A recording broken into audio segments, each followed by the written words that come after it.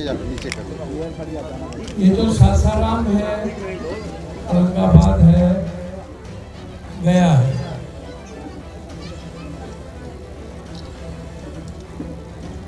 भारत के रिपोर्ट के मुताबिक कोसी, सीमांचल और मगध साहबा का जो कुछ पोर्शन यदि छोड़ दो,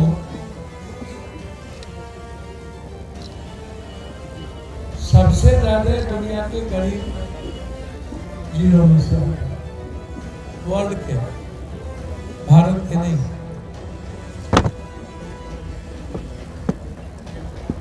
जबकि हमारे पास दुनिया का सबसे ज्यादा पर्यटन है। बोध गया, पिंडदान, बुद्ध की धरती, महावीर, शेरशाह सूरी, रोहतास से लेकर शिव मंदिर, 84 शिव मंदिर, और ऐसे कई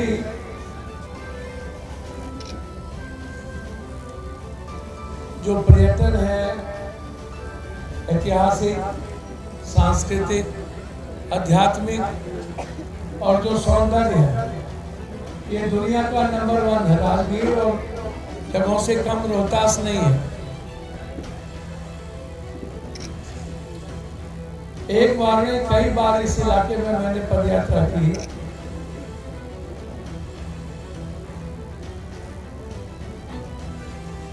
आज भी जो हालात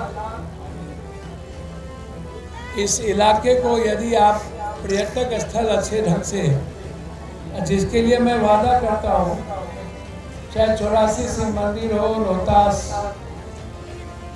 सबसे बड़ा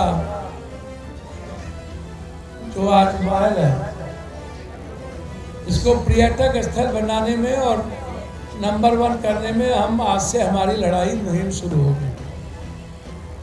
पहले भी कई बार हमने ये सवाल उठाया था। दूसरी चीज, इस इलाके में इतने ज्यादा माइंस है, खनन है, एक बंजारा फैक्ट्री नहीं, जबकि उस फैक्ट्री की लड़ाई बहुत लंबे समय से हम लड़े। पहले तो डालमिया नगर यह इलाका सबसे रिच होता था। हमारे पास सबसे ज्यादा बालू होने के बावजूद भी सोन, आप सही तरीके से इस इलाके में बालू घाट, जो मैं बार बार कहता हूं कि बालू का जो घाट है, उसका टेंडर 200, 400, 300, 1200 करोड़ का नहीं होना चाहिए। उसका टेंडर 40 लाख, 20 लाख के नीचे हो। इंटर और BA, MA किया हुआ जो लड़का है, जिसका कैरेक्टर सर्टिफिकेट सही हो, टेंडर उसको मिले, जिससे रोजगार भी मिलेगा, रेवेन्यू भी मिलेगी, और माफिया दादा पदाधिकारी को जो आज रेवेन्यू हमारी जाती है, उसको हम रोक पाए। आज तो स्थिति यह है कि ट्रैक्टर का MVI भरना इस इलाके में बंद हो गया। MVI नहीं है, हमारी ट्रैक्टर खड़ी रह जाती है। तो उद्योग पर सरकार की ना निगाह है, ना पर्यटन का निगाह है। इस इलाके के बालू को लेकर के हम हरजोत कॉलोनी से और लोगों से भी बातचीत की। तो सासाराम, इस इलाके को हम बहुत बड़ा डेवलप कर सकते हैं पर्यटक के रूप में, जिसकी लड़ाई बालू, पर्यटक, आध्यात्मिक और सांस्कृतिक धरोहर और ऐतिहासिक धरोहर को लेकर सासाराम को नंबर 1 करेंगे, ये मैं आपको वादा करता हूँ। दूसरी तरफ जो घटना इतनी बड़ी घटी है, मैं बेटी बचाओ बेटी पढ़ाओ, जो लगातार मैं नरेंद्र मोदी जी से पूछना चाहूंगा। ब्रजभूषण सिंह ने कहा है कि यदि मैं मुंह खोल दूंगा तो बम फट जाएगा। क्या हुआ नरेंद्र भाई मोदी जी, 56 इंच का सीना, ओलंपिक की टोटल पहलवान की महिलाएं बहनें एक एक रिपोर्ट पर कही है कि ब्रजभूषण सिंह किस तरह शारीरिक शोषण किया, मेरे होटल में रहते थे, हमें कहाँ कहाँ परोसा जाता था, किन किन मुद्दों को नहीं कहा गया, और अभी तक कौन सा डर है जिसके चलते ब्रजभूषण सिंह को हटाया नहीं गया। ब्रजभूषण सिंह को हटाना नहीं चाहिए। ब्रजभूषण सिंह को यौन शोषण के मामले में एफआईआर लॉन्च करके उस पर बलात्कार का केस करके जेल भेजना चाहिए और अलविलंब भारतीय कुश्ती पहलवान के अध्यक्ष पद से हटाया जाए। मेरा सबसे पहला डिमांड है कि ब्रजभूषण सिंह जिस तरीके से धमकी दिए हैं, इस धमकी के पीछे क्या राज है, इसकी जांच सुप्रीम कोर्ट के हाई कोर्ट के न्यायाधीश के मॉनिटरिंग में कराई जाए कि आखिर कौन से राज हैं, और पूरा ओलंपिक महिलाओं की जिनका शोषण हुआ है 12 से 13, उनका दर्ज हो, ये मेरा रिक्वेस्ट है।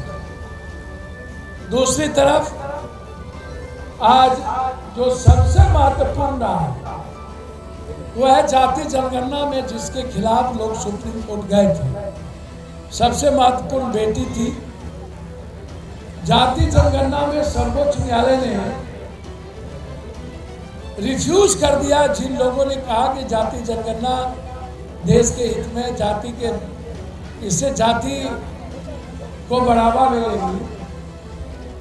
तो मेरा रिक्वेस्ट यह है कि हमें आप यह बताएं कि जाति जनगणना यदि नहीं कराएंगे तो क्या जाति का पप्पू यादव की बेटा का ब्याह क्या पप्पू पासवान के घर में होगा? क्या हम लोग तैयार हैं? क्या पप्पू भूमिहार के घर में होगा? क्या पप्पू झा के घर में होगा? क्या पप्पू सिंह के घर में होगा? क्या पप्पू राम के घर में होगा? तैयार करिए।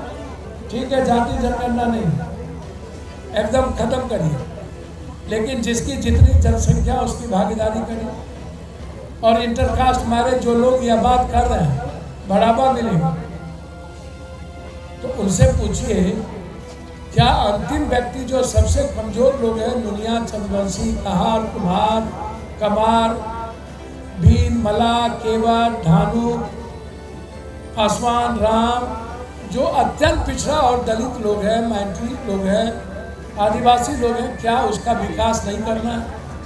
क्या उसको आर्थिक आज़ादी में हिस्सेदारी नहीं मिलनी चाहिए? क्या वो सब दिन आत्महत्या और 10 किलो अनाज के लिए जिंदा रहेंगे इसलिए पैदा हुए हैं? क्या उनको मुख्य धारा में लाना नहीं है? क्या राजनीतिक, आर्थिक, शैक्षणिक और सामाजिक संरचनाओं में उसको लाना नहीं है? यदि आप एक तरफ आरक्षण को कहते हैं बढ़ाओ, आरक्षण यदि कहते हैं कि किसी भी कीमत पर मिलना चाहिए आरक्षण, किसको?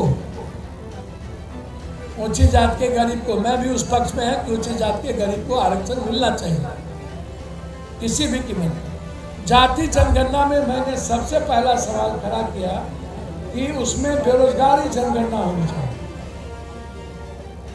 बेरोजगारी जनगणना उसमें आवश्यक है, उसको एक कॉलम लाई तो बेरोजगारी में कोई जाति तो नहीं बचेगी ना, न जादव, न राजपूत, न तेली, न ब्राह्मण, न भूमिहार, न राजपूत, न लाला, तो बेरोजगारी आता है।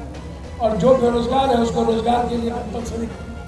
दूसरी तरफ मैंने कहा एक कॉलम उसमें और दीजिए गरीब को, कि अत्यधिक गरीब कौन है, और जो गरीब है उसको मुख्य धारा मिलाई। तो आज जो रिफ्यूज किया है यह मेरे लिए बहुत अत्यधिक खुशी की बात है। देश के दलित, कमजोर और वंचित और अत्यंत पिछड़ों के राइट्स को सर्वोच्च न्यायालय ने समझा, ये मुझे अत्यधिक खुशी है। तीसरी तरफ जो महत्वपूर्ण है वो है लगातार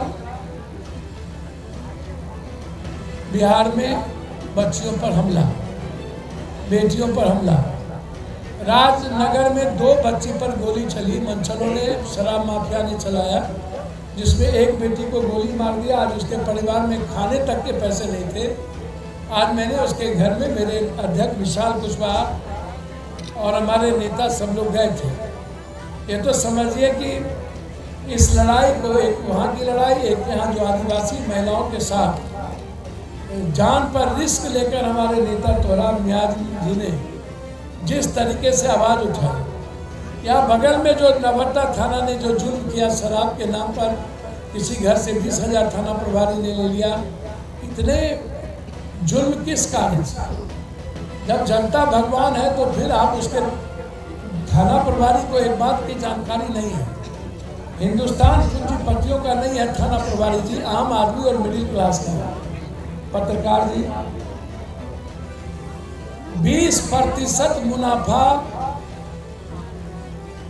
पूरा 90% मुनाफा मात्र इस भारत के 20 कंपनी को मिलती है और 100 व्यक्ति के पास 60% पैसा दुनिया का, भारत का आम लोगों का है और वो जीएसटी मात्र देती है 3%।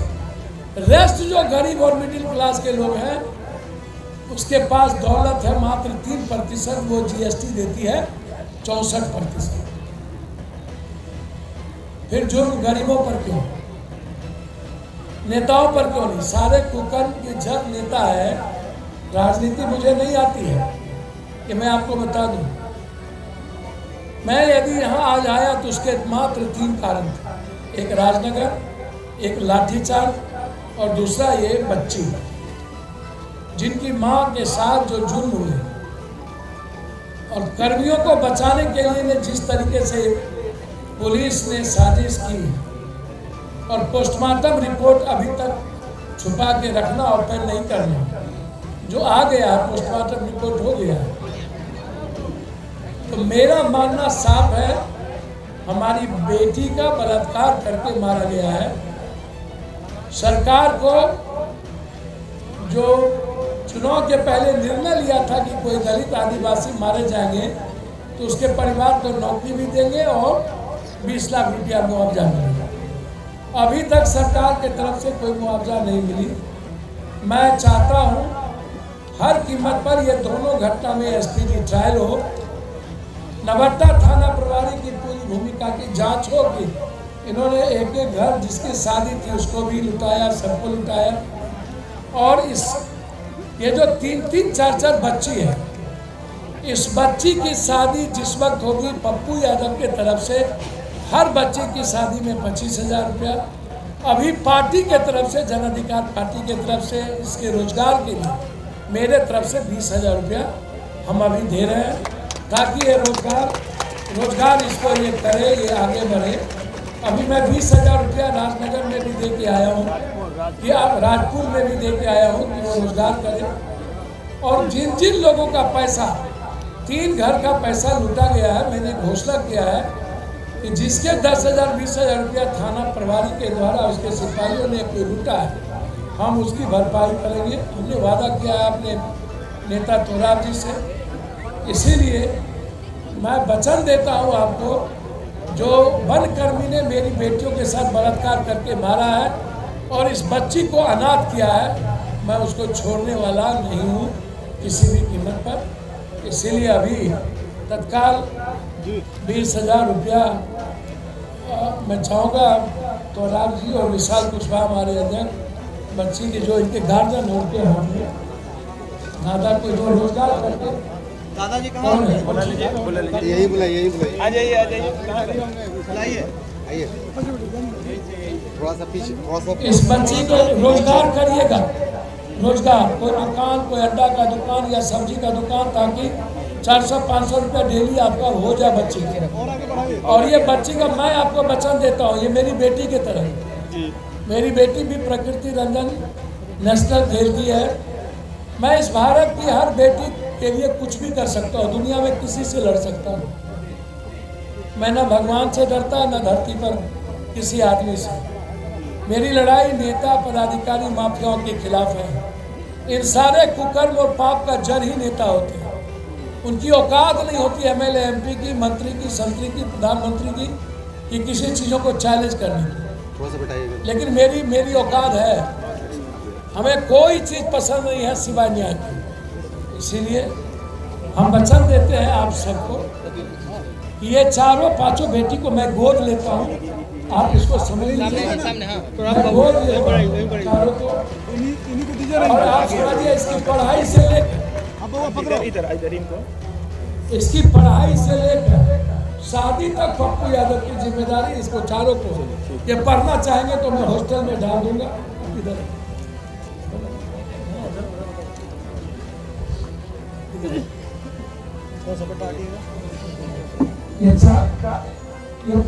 ये पढ़ना चाहेंगे जहाँ बोलेंगे मैं इनको किसी भी जगह पर मैं प्राइवेट हॉस्टल में डलवा दूंगा।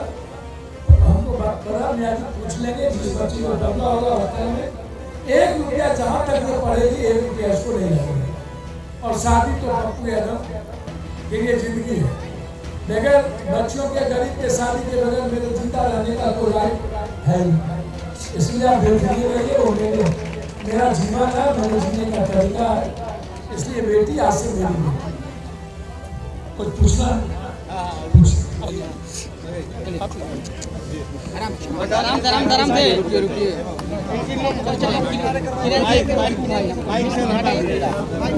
नहीं होगा।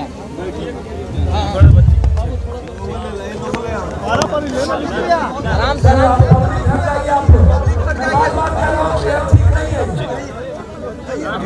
अच्छा नहीं लग रहा है। हटिए, पत्रकार जो नहीं है हट जाइए। पत्रकार जो नहीं है हटिए, हट जाइए। जो पत्रकार नहीं है पीछे चलिए। हाँ लोग इन लोगों को बैठाया। आप भी लोग से बोल रहे हैं जो पत्रकार नहीं है पीछे हटिए। बच्चों को लेकर बैठे, इनको बैठा लिए, इनको बैठा लिए। इनको चारों बेटी को दादा को इनको बैठा लिए। एकदम थोड़ा पीछे हट जाइए। हाँ आराम से। माइक नीचे रखिए। माइक आप लोग नीचे रख दीजिए।